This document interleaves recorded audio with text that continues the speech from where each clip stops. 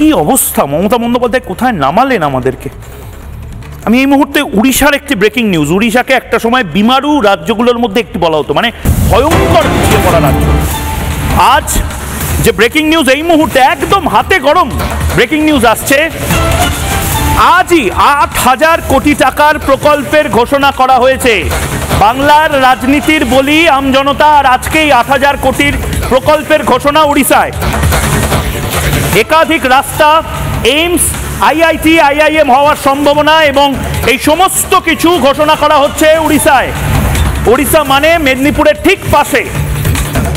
আমরা ইতিমধ্যে জানি মেদিনীপুরের মানুষ, পুরুলিয়া এবং একটা বড় অংশের পশ্চিমবঙ্গের বিভিন্ন জেলার মানুষ তারা ওড়িশাতে কাজের জন্য